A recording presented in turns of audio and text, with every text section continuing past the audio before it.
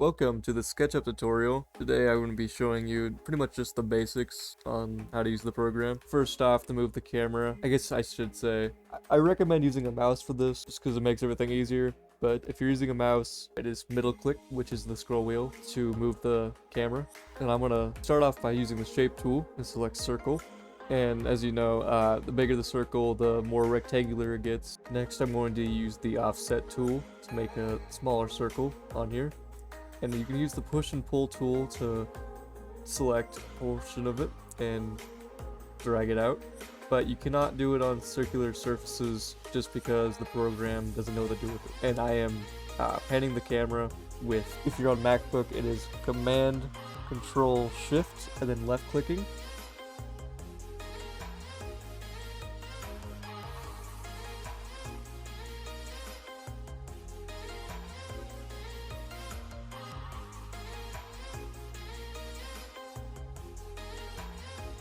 You can also use shortcuts like Control C and Control V to copy and paste.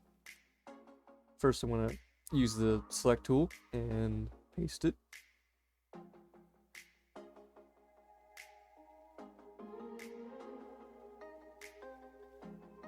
Next, I'm going to use the rotate tool. As you can see, I can rotate it like this.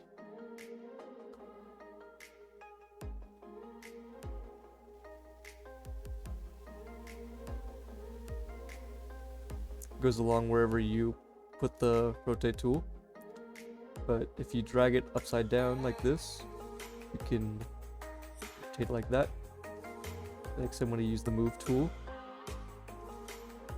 put it on top of this, and then before selecting anything else, I'm going to hit the up arrow and click a drag up. Drag this back down and unselect that, and see, it's whatever I made here.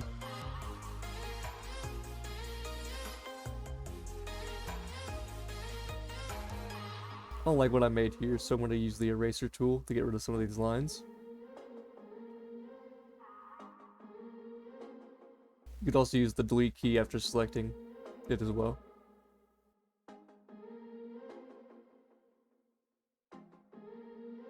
You can also make things like rectangles with the shape tool.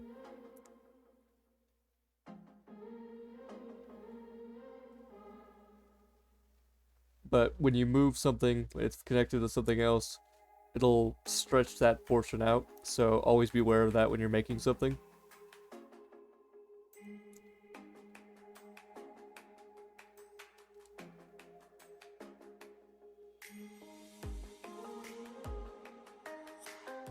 And if you select along a line, it'll move it it'll move it just like you would if you're pulling it out.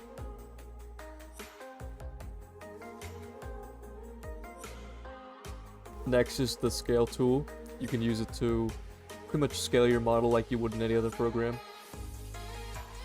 Adjust it like you would like an image in Photoshop.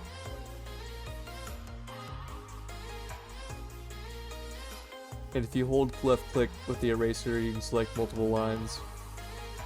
And if you didn't like that, you can always hit Control Z and undo it.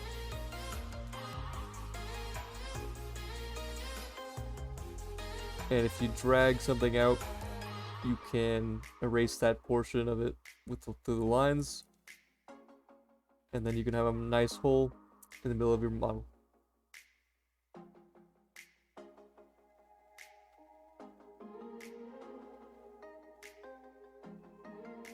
Tape measure tool is nice for when you're doing very specific things like trying to find the length and trying to match everything up.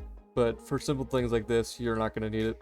There's also extensions you can get. One I like called Triangulate, which allows you to automatically puts triangles into the model, makes it easier to divide it into portions. And to add your extensions, you'll need to go to the extension manager, which is under Window, and it'll pop up into another screen. And all you need to do is hit install extension, and as long as you have it installed, you can go find it. But there's also the extension warehouse, where you can download them through there, but not all of them will be on there. You may have to go on the internet to find some.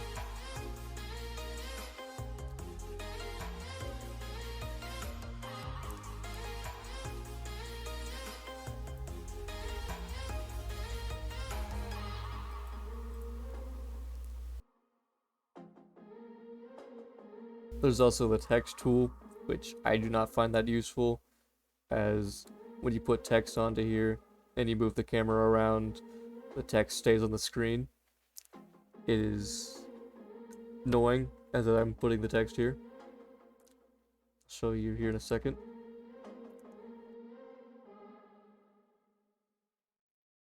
So you can see the text just stays there. I'm not sure what you would use it for other than just making little notes. And there's also the line tool, which I forgot to mention, where you can, if there's a hole in your model, you can use it to fill it up. And then now we fill that back, the hole back up with the, remove the lines with the eraser tool. Another thing I like to do is go under View, Edge Style, unselect Edges, and then go under View, Style again, Profiles, gets rid of all those black lines, allows you to see a nice shiny model without those annoying black lines in the way. There's also the paint bucket, which you can use to texture things. You can use the default colors and textures. If you select multiple things with the selector tool, you can texture several things at once.